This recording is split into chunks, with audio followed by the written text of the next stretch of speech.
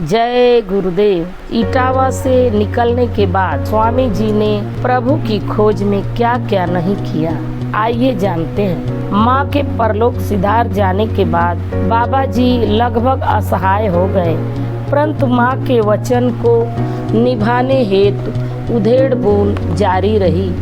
आखिरकार एक दिन साधुओं की टोली को भगवान के निकट जानकर उनके साथ हो लिए।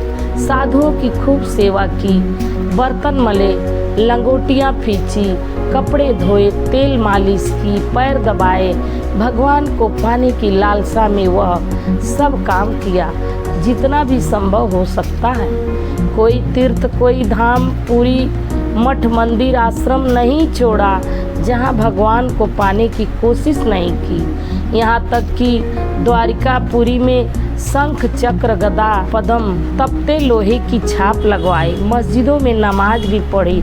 नमाज पढ़ाने वाले काजी द्वारा बकरी हलाल करने पर पूछे गए अनुत्तरित सवालों में भ्रम टूट गया और वे प्रभु को पाने की अभिलाषा में जगह जगह भटके।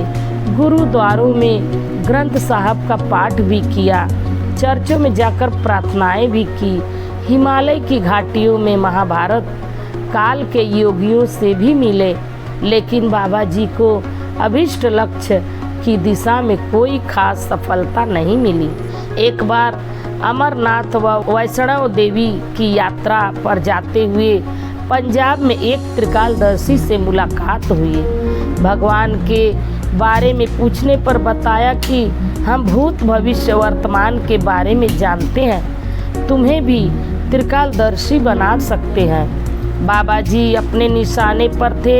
उन्होंने त्रिकालदर्शी से कहा कि हमें भूत, भविष्य, वर्तमान का ज्ञाता नहीं बनना, हमें तो परमात्मा की खोज है। यदि मिला सकते हो तो बताओ। त्रिकालदर्शी ने स्पष्ट मना कर दिया। बाबा जी ने पुनः कहा कि आप भूत, भविष्य, वर्तमान जानते हैं, तो यह बताइए कि मेरे भविष्य में मेरा अभिष्ट लक्ष्य मिलेगा कि नहीं। उन्होंने आगे 6 महीने में ऐसा संयोग बन जाने का इशारा किया। बावजूद इसके बाबा जी अपनी यात्रा पर आगे बढ़ते रहे।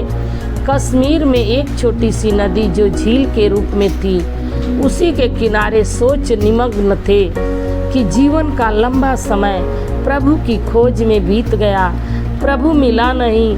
लगता है कि माँ को दिए गए वचन पूरे नहीं होंगे। इससे अच्छा तो इसी झील में डूबकर जान दे दे। यह विचारधारा चल ही रही थी कि अचानक एक झपकी तंद्रावस्था आई और स्वप्नवत एक सफ़ेद वस्त्रधारी, दाढ़ी, बाल, टोपी, छड़ी वाले महापुरुष के दिव्य दर्शन हुए और बोले कि खोज सच्ची है तो प्रभु जरूर मिलेगा, निराश क्यों होते हो, बुला लूँगा। इन मर्मभेदी शब्दों ने बाबा जी को एक झटका दिया। तंद्रावस्था टूटी, सामने वही झील का पानी दिखा। महामानव अदृश्य हो चुके थे। उनकी सूरत शक्ल हृदय में संजोए अंत प्रेरणा से अपनी यात्रा को स्थगित कर पूरब दिशा की ओर वापस हो लिए।